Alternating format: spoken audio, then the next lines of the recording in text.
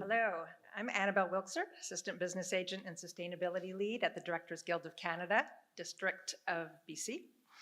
We're here to discuss crew-centered solutions to reducing our industry's emissions. If you are here today, you know that across every industry, decarbonization is key to reducing planet-warming greenhouse gases. Per the Sustainable Entertainment Alliance's research on our sets, the burning of fossil fuels is responsible for somewhere between 35 to 65% of total emissions. It's what we use to move equipment and people around and fuels the diesel generators that power our sets and circuses. An average production can use 4 generators each day, but larger productions can use double that or more. This week alone, there's 24 productions filming under a labor contract in BC. That's a lot of generators. A 1-hour scripted drama in Vancouver was found to have, on average, a carbon footprint of 102 metric tons per episode. That's equivalent to burning nearly 118,000 pounds of coal, or the average gas use of 23 passenger cars for a year for one 1-hour episode. In the latest round of the Alliance's research, Vancouver weighed in lower than other Canadian centres, but higher than each LA and New York by about 25%. We still have a long way to go. But BC's 98% hydroelectric power grid is one of the cleanest in the world. We need to find ways to tap into it at every opportunity. That means grid power tie-ins in buildings and studio spaces, and the use of existing city power kiosks, towable or portable electric batteries, temporary power drops, renewable diesel, which still creates some emissions, but it's made from organic waste and not fossil fuels, and soon to come, hydrogen-powered generators and solar-powered off-grid base camps. We need to keep in mind that while zero emissions is the dream, until we get there, fuel reduction by any means necessary is the goal. Don't let not being perfect stop you from doing whatever you can, because every bit counts. Remember when people could just light up a cigarette on airplanes? Well, I'm looking forward to the day that diesel generates that same kind of bewilderment that we think, what on earth were we thinking? Diesel jennies can no longer be seen as the norm. They belch out toxic emissions, they poison the air we breathe, and they contribute to accelerating climate change. They're smelly, noisy, and basically burn money at the rate of several $100s a day. Expensive and, frankly, unethical. At the Directors Guild of Canada in BC, we are raising awareness about more sustainable ways of operating by hosting events, speaking at departmental meetings, partaking in industry-wide initiatives like Real Green at Creative BC, and educating our members through mandatory upgrade courses. IATSE 891, being the largest film union in BC, represents around 10,000 members working across 19 departments. From circular economy and responsible waste management to clean power, climate action touches every department of a production. 891 is harnessing the power of education, communication, and practical action to support members in implementing sustainability into their work. With us today, we have 4 crew members, 2 from IATSE Local 891 and 2 from DGCBC, who have been trialing and championing clean energy on set. Here to spark the conversation from IATSE 891 is Assistant Business Representative Jennifer McNeil. From developing and building the first grid power access map during her tenure at Creative BC, to organizing 6 battery workshops that have reached over 200 industry professionals since 2022, Jennifer works to empower our crews with practical actions to decarbonize our sets. Please join me in welcoming Jennifer McNeil as moderator of our panel today.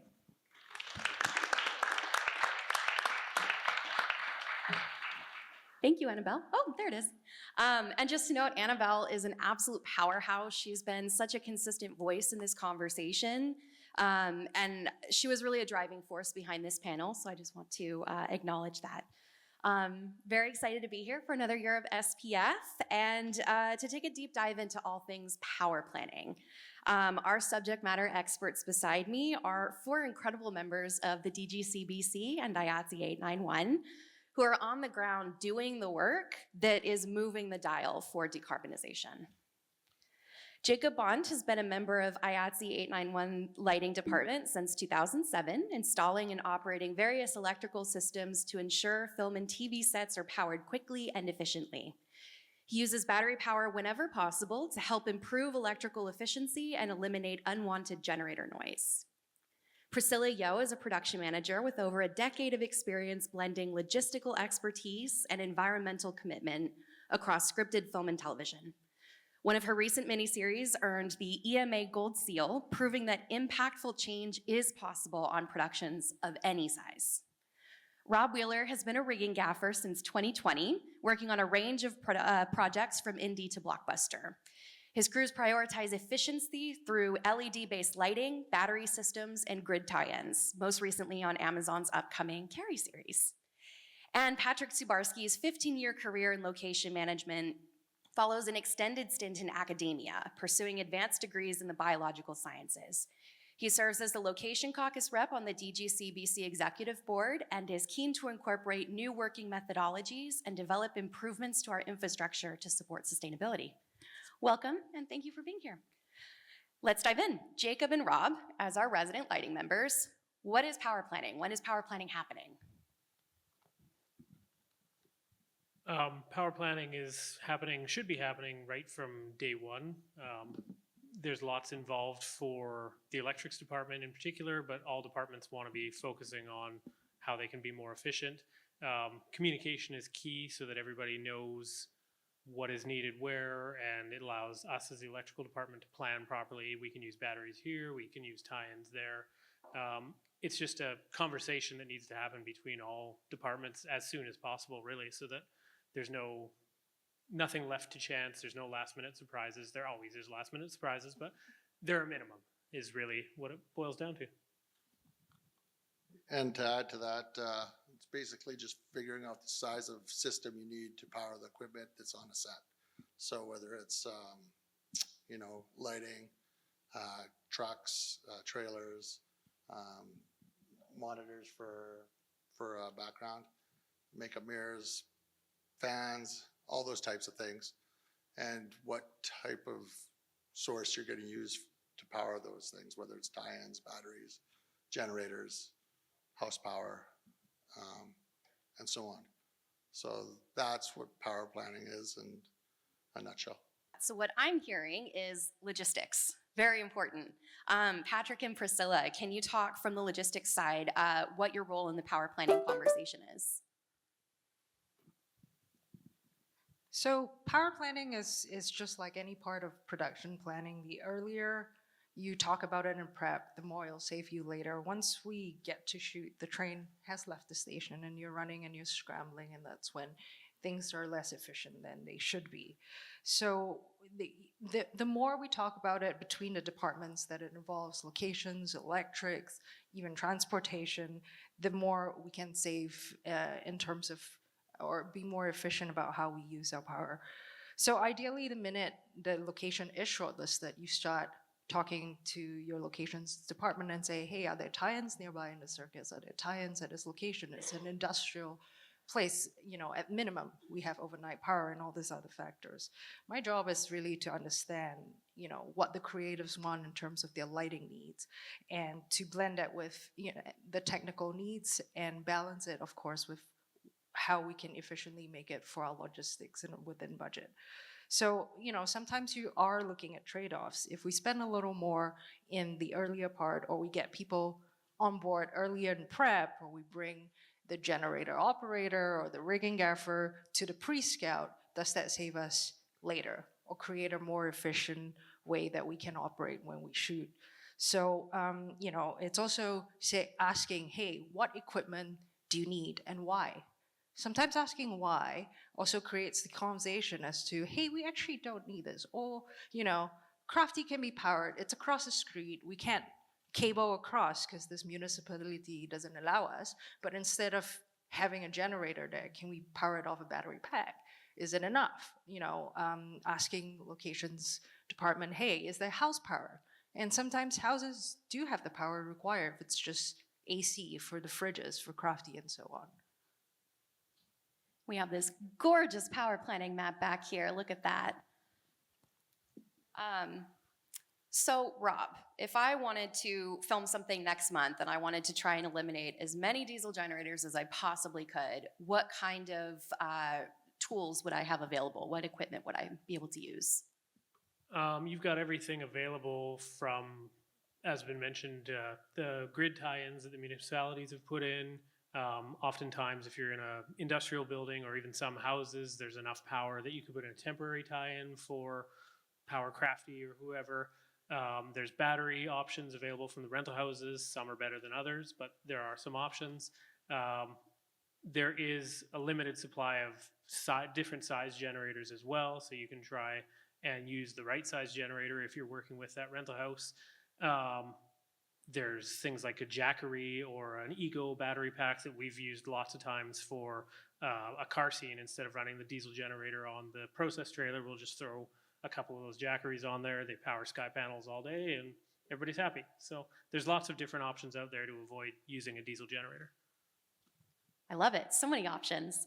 So it seems like it would be a somewhat easy choice to choose alternative power when you can, but, and I'm going to put this question to all of you, can you talk about some obstacles that we face when incorporating alternative powers?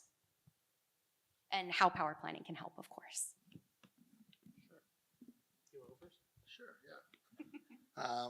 Some obstacles are the load that's on the line, like the amperage of what is being powered. So obviously, like larger lights, tungsten lights that take more power might could be an issue when you're dealing with the current situation for battery power. However, that situation is constantly evolving and they're improving. And then other things to consider is distance. So, and this is where batteries actually help quite a bit when you have a large spread out set and equipment's all over the place. And they require power like a lot of different places. So that can also pose issues along with climate conditions. So whether it's temperature or rain, water, all those things can come in effect. Lower temperatures obviously will kill a battery quicker. However, there are batteries out there that have basically a heating system in them that heat the battery and keep it warm and doesn't allow it to drop in temperature or drop in charge level as quickly. So those are 3 issues, and there's several more, but I'll just leave it at that. For me personally, two biggest issues. One is, and they go hand in hand, one is mindset of have to be ready for everything and any eventuality. And communication, I probably sound like a broken record because I've said that so many times, but if we show up to a location and all of a sudden, oh yeah, there's a BG Crafty going over there. Well, nobody told us that, nothing's planned for it, or we have just a small battery over there because there was never intended to be anything there. So for me personally, it's this communication and the mindset of, well, why can't we just put something wherever we want because we have diesel generators and there's power everywhere? So getting everybody else on board with that thought process of we don't have power everywhere necessarily, so we should make sure that the people that give us power know they need power. Yeah, I would jump in with that exactly and agree with Rob from that perspective that the planning and the logistics of each individual day of production is much more intricate now, right? We are trying to basically balance and bring down our power availability to us to really fit with what is actually being used on set, and to be able to have that nuance in terms of very specific locations is the planning. So it's a number of different departments. Electrics, locations, transport are key in terms of the transition and bringing these sustainable power sources to the set. But another very important fact is that all of the departments in production are communicating their specific needs and understanding what kind of impact their changes has to the individual planning. So if anything, these types of movements towards a more sustainable set really demands that we start to have much more intricate planning and understand the nuances of the finite limits of power that we have available to us. I think, you know, of course, communication and all of that, I agree with all the points that you guys brought up, the limitations. The other part of it, as well as fear, that there are people who don't embrace or are afraid to embrace the change with technology that they don't understand, or planning that they're not quite sure of yet. You know, there's the equivalent of range anxiety from an electric car and you know, battery powered generators. But I find that it does, once you lead them to the people who have used it before. Hey, talk to the rigging gaffer on Virgin River, talk to so-and-so who's done it before. This goes away, but it does take more time. It does take the buy-in, and it really does take a conversation. You have to sit down with these people who have not used it before and explain the logistics of how it works. Okay, the electrical or the battery, the UPS needs to go elsewhere to get charged at night. It doesn't just go back to Circus. It goes to be plugged in at an electrical car station. Hey, locations, do you think you can help me find what's our closest electrical car charging station, and all that kind of thing. So there is definitely more time involved with it, but I think once people see it in play, they are all really happy about the positive changes around set, and you know, the healthier component, the you know, it can be right next to Crafty without emitting fumes, and in neighborhoods where it doesn't affect the neighborhood and get people upset with you. So the positives come, it just takes some planning at the start. Thank you. So much information. Oh, Rob, did you want to add something? I just wanted to quickly add that with what Priscilla said, that was me in a way, because you always hear, oh, this battery only lasts this long, that battery only lasts that long, so you're hesitant to bring them out. And what took it for me was the compromise of, we'll bring out a battery generator, but we'll still have a diesel generator as a backup, so that if that starts to get low, we can, and the range of those battery generators was quite a bit more than I was expecting them to be. So like Priscilla says, getting the hands-on knowledge and experience, I think, really changes people's assumption of what the batteries are capable of doing.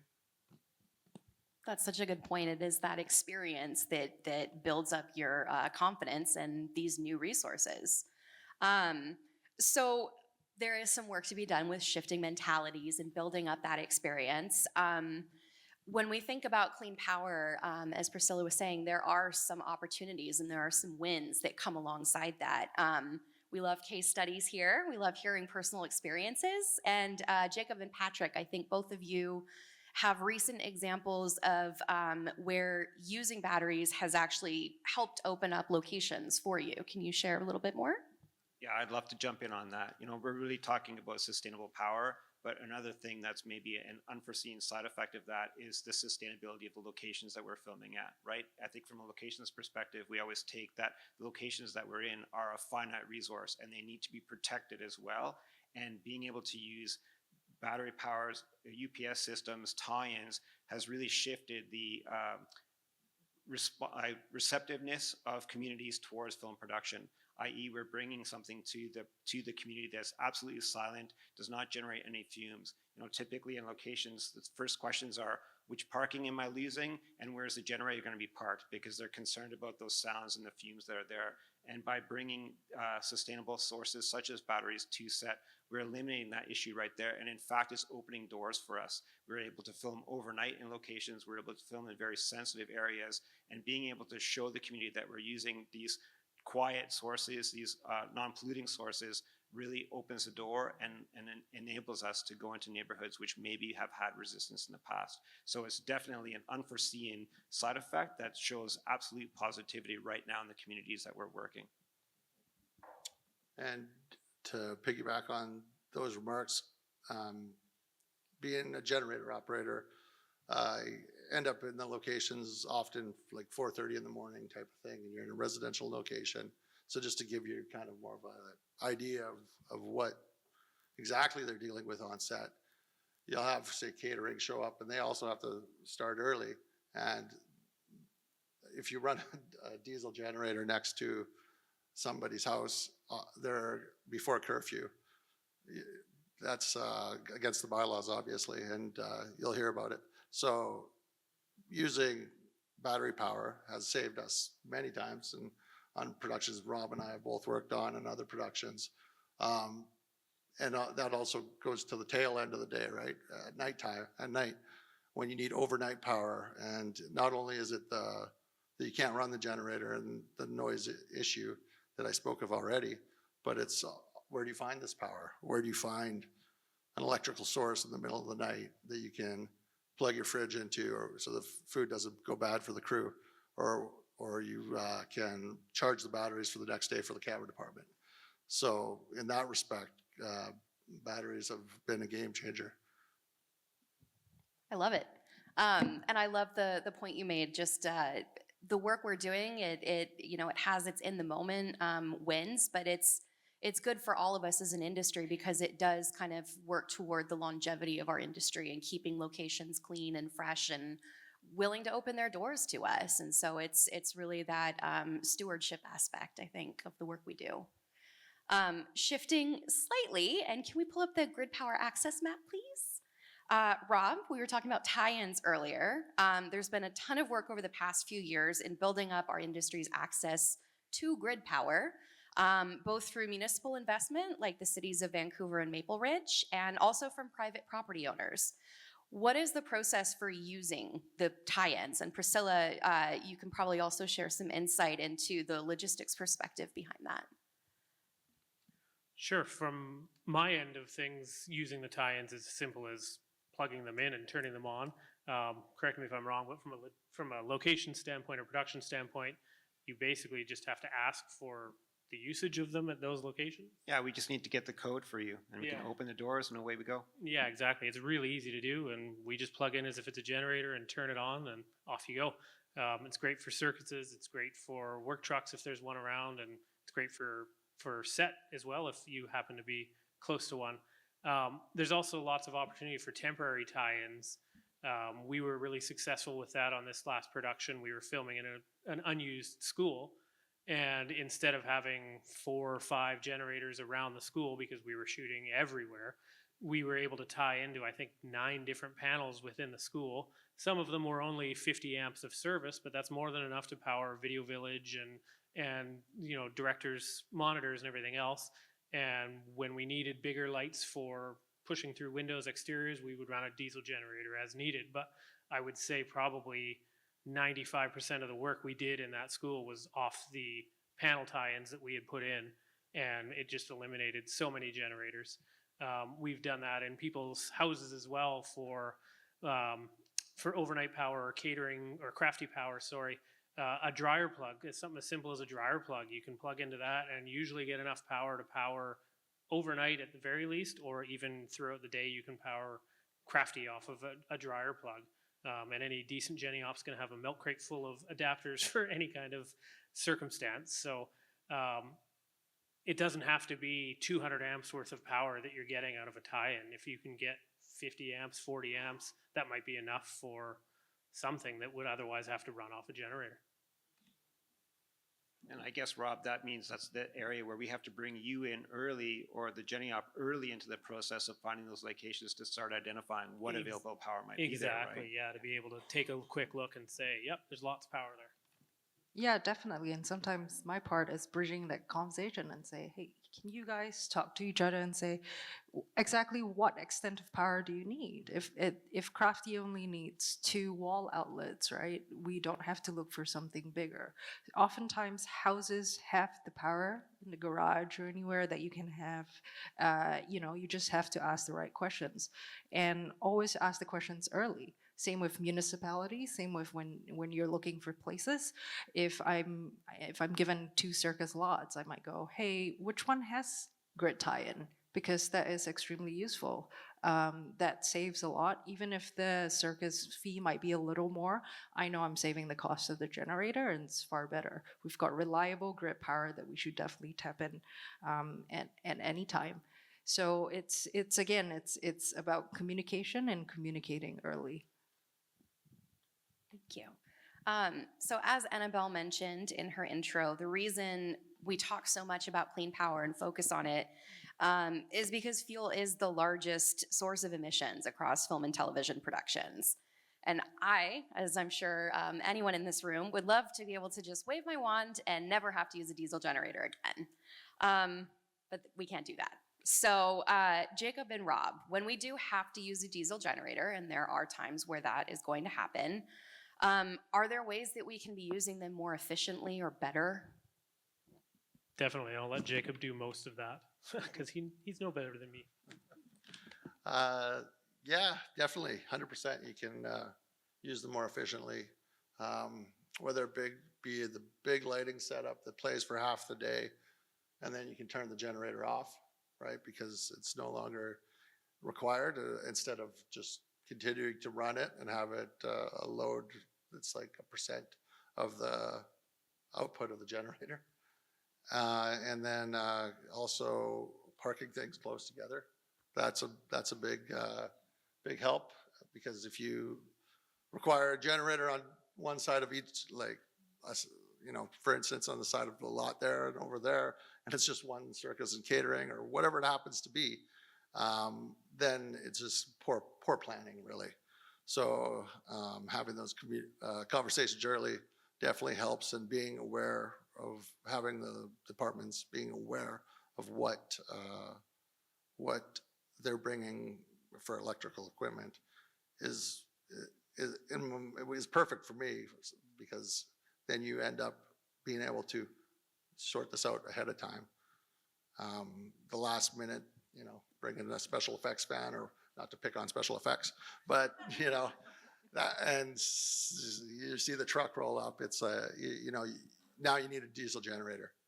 But if you had to plan this, like productions use batteries for a lot of the special effects fans rather. So that's what I got to say about that. Yeah, and quickly, just to jump in on that as well, you had mentioned crossing roads and stuff, and that came up earlier, where you're not necessarily allowed to cross roads in municipalities. But then, again, conversing with locations, whoever else, get an idea of, well, when we're actually shooting this scene, the road's going to be closed because we're shooting on the road. Okay, well, we can cross once the road's closed. So you just prepare everything ahead of time, and then when you move to that set, then you cross the roads when the road's already closed. And it doesn't have to all be, we like to do everything ahead of time, obviously, and be prepared for everything, but having the mentality of, okay, we'll have to do a bit of work on the day, but it saves us a generator or whatever else. And obviously, actually, I forgot to say this. It's like when you're looking at the equipment and you know it ahead of time, at least you'll be able to calculate all those loads, those electrical loads that you'll require. So, and then at that point, you can just, pick a battery, pick a tie-in, whatever it happens to be, run a little extra cable, and hit the ground running, as opposed to reacting and not being able to perform it without a diesel generator. And Rob, you, I think, mentioned earlier right sizing. Can you expand a little? It is limited availability. I believe Sunbelt is the only one that has really any alternate sizes. But if you're only running catering or crafty and maybe work trucks, you don't need a giant generator running. You can, if there is a smaller one available, you can run a smaller one. It's going to be running at a higher load, which is more efficient for the generator. It's going to burn less fuel. It's just a better overall option instead of having this giant thing running at 2% of its load, and it's not good for the generator. It's burning way more fuel, and it's just a waste. Is there an ideal kind of level that it's running at? I want to say 80%. Yeah. Thank you. So reducing fuel means obviously that we are cutting costs. So Priscilla and Patrick, what are cost savings involved with clean power? Well, I would say beyond the fuel, that's one. But for example, the push to bring sustainable power to our communities has led to the permitting process having some incentives there, right? So if you're able to show that the productions are using a significant amount of power, currently in the city of Vancouver, it's over 50%, then you're getting a 50% reduction in permit fees, right? So that's a pretty significant cost. It can add up over time. There are also additional fees for overnight filming, whereas if you're bringing this sustainable power, again, you get 50%. So you're getting significant savings on permit costs that can offset the costs of renting batteries or renting any additional things that might be a little bit more. So the thing about fuel is it tends to just be a line in the budget that is a lump sum, and a lot of people don't think, or rather even studios, they're not sure how we get to that number. And it's a line that sometimes just go over and you don't even have to justify it. But really when you break it down, each generator running from 12 to 14 hours on a regular shoot day can cost anywhere in fuel between $400 to $600. So there's a lot of savings to be found by switching over to grid power, obviously the first priority, or second, the battery powered generators. Multiply that across the length of the film or your shoot or your series. It really does add up. And it's one of those where you can quantify the data and say, hey, we're seeing a fewer reduction in the total cost compared to other shows because we switched over and we've been actively using grid power or the UPS. I also want to, briefly shout out Corey at MBS, who was very instrumental in helping us bring the UPS on a small movie of the week, showing that it really can work on any show, any size, as long as there's the willingness to try that technology and go with it. And the other part, then the flip side, which is maybe what people don't think about in terms of quantifiable stuff, is the size of the cable package. The runs are shorter because you don't have to cable really far away for sound reasons and for noise pollution and all of that, smoke pollution. So your cable runs are shorter. That also means that if you're using the UPS close to set, you're reducing the wrap time and turnaround for your GenOps, your electrics team, and all of that is hours, and also the health and safety of the crew, right? So, yeah. And I'll jump in if we talk about shorter cable lengths, and also we can also start to reduce the size of our parking footprint, right? By not having to hide generators around corners or not worrying about placing at a distance from set because of noise. You can bring things closer, you can make a more compact unit, and that saves significantly, again, to the impact of the neighborhood and also the costs of street use. And then another thing that's making it a lot more efficient and easier for everybody involved is, say, LED lighting, for instance. It's not even a tenth. It's like a fraction, like maybe 1% of what lights used to draw. So now you're having way less of an electrical load. You can run these on batteries. You can have the same lighting intensity, for instance, and achieve the same results, but with way less power draw, and requiring way less fuel and less generators, and sizing of generators rather. You can get away with a 2K putt-putt, what you used to have a full-size generator to do because that's all they had, or a volt stack, which is a battery, to do that. So the advances in technology and in lighting has made a big change.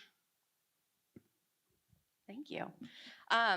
We've talked a lot about buy-in and the importance of buy-in, and that this is a little bit of a struggle as we try and bring people into the fold. And so, Priscilla, from kind of a leadership perspective, as a production manager, how do you motivate buy-in from above-the-line producers and networks, and also other crew and department heads? And I would also invite our other panelists, in your positions, how do you motivate buy-in with the folks that you're working with? I think a lot of times it starts with language and reaching out and speaking, in the way that people find that they have personal stake in this. You don't just say, hey, our show has to go green. You can phrase it as, hey, these are cleaner options that saves us money, reduces risk, is better for the crew, and can even mean shorter days, right? It changes the conversation around, this nebulous or this big topic of sustainability or green. What does that really mean? And I always say, when I have these sustainability meetings, which I find the easiest way to run them is to tag them after either the mandatory production meeting or the mandatory bullying and harassment meeting, because you already have everybody there. So you might as well say, and here's the other part that we would like to talk about. I always say we don't need 5 people being 100% perfect. We need 90% of everyone present here aiming for at least 70% or better. Because the more people there are, the more the ball gets rolling, the better we are overall. So, and in terms of like motivating it or telling studios, you talk about money. I mean, that's just naturally the conversation. Here's how we can meet your green mandates that, some of the studios already have and cut line items or bring cost savings. This will make us wrap faster. This will bring less, issues. Shorter night shoots. We don't need later curfews and things like that, which helps all overall.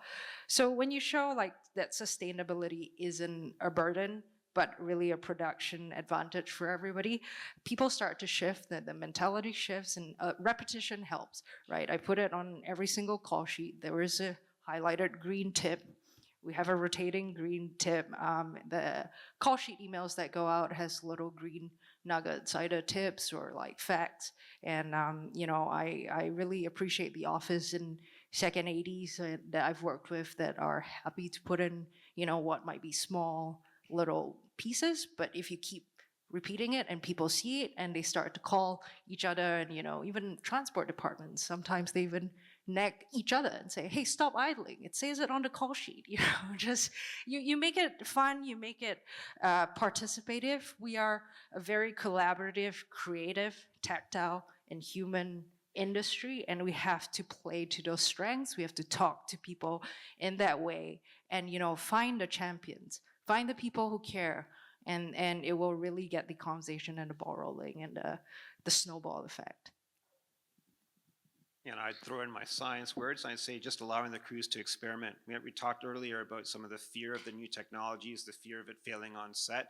So just bring some small things. It's not about a complete transition, but a small, slow shift. So allow the crew, allow the production to experiment with some different systems, some different power requirements, and see that they can actually function. And as the crews develop that confidence in the system, then they can expand it to grow bigger. So I think that also enables it. It's allowing the production to empower the crew to utilize this new technology.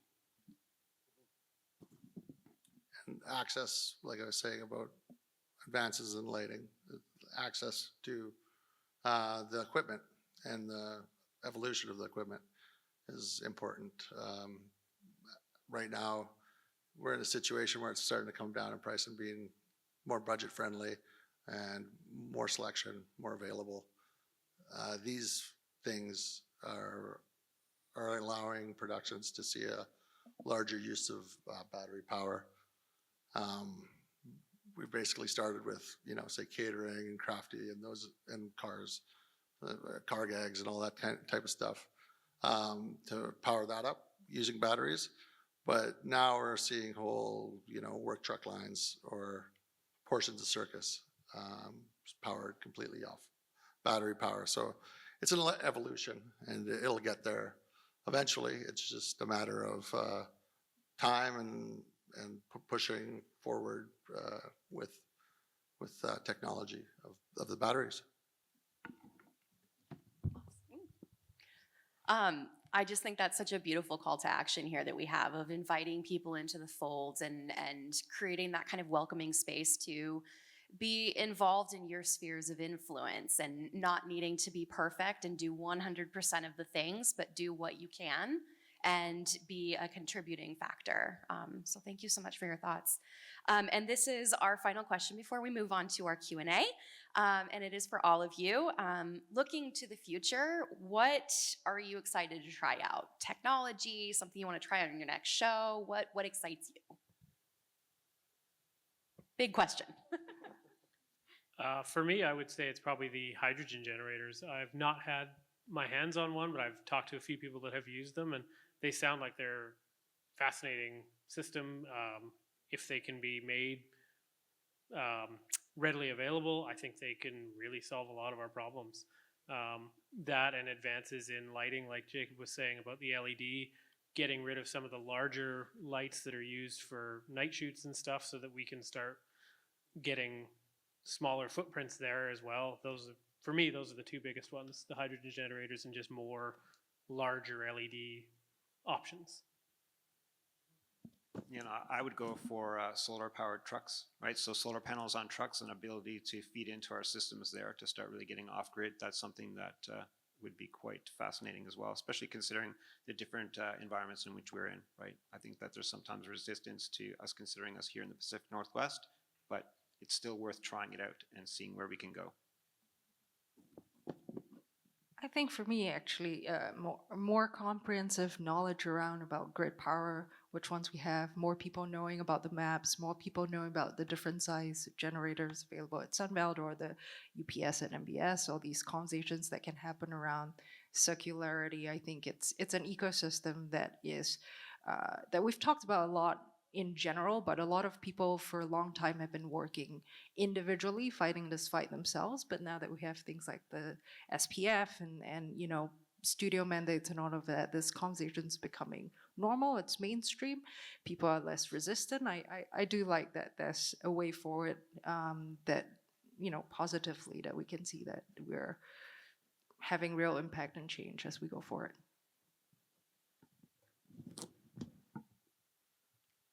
I agree with all that. Hydrogen generators, that would be, definitely love to use one of those. Solar powered, I've already seen it in action, but it hasn't been readily available. And then obviously the buy-in of everybody. That is, I think, probably the most important thing though, that I want to see more of, is just people, crew members knowing what it entails to run their equipment. So just know your own equipment, and that is, I think, is the most important thing.